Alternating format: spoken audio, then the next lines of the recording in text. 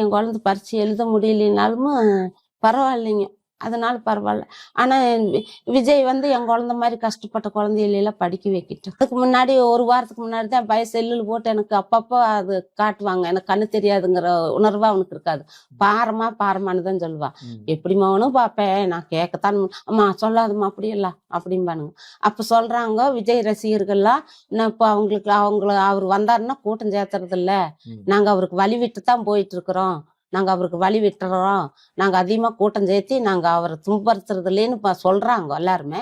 அதே இப்படி கரூர்ல 41 பேர் இப்படிங்கிற நேரத்துல மூச்சு திணறல் ஏற்பட்டதுங்க. மூச்சு திணறல் ஏற்பட்டது, கூட்ட நெரிசல்ல கீழே விழுந்தாங்க, மயக்கம் வந்தது, வாந்தி வந்தது, தண்ணி இல்லாத இருந்தது. சொடக்கு போடுற நேரத்துல 41 பேர் செத்தாங்களா? எந்த ஆட்சியில அப்படி செத்தாங்க? சீக்கிரமா விஜயும் வந்து உங்களை சந்திப்பாங்க. நீங்க ரொம்ப ஸ்ட்ராங்கா இருங்க. நீங்க சொன்ன மாதிரி இனி மோகனா விஜய் இருப்பாரு. நீங்க எதுக்கும் கவலைப்படாம இருங்க. நாங்களும் உங்களோட இருப்போம். உடம்பு பாத்துக்குங்க.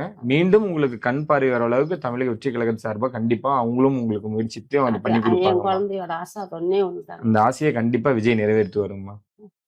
நன்றிம்மா. ஆனா நான் கண்ணு தெரிஞ்சு நான் அது வரைக்கும் என் உசுரை அப்படியே புடிச்சு வச்சிருந்து என் பையனோட ஆசை போய் நான் நிறைவேற்றணும். நான் போய் அங்க அவருக்கு அமுத்தணும்.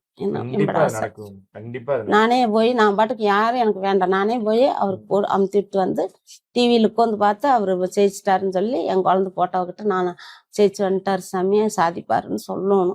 அந்த ஆசை மனசுக்குள்ள இருக்குது. அது வரைக்கும் நான் இருப்பேன். சரிம்மா, அப்ப நாங்களும் உங்களுடையதான் இருப்போம். ரொம்ப நன்றி. நீங்க போய் சாப்பிடுங்க முதல்ல. நன்றிம்மா.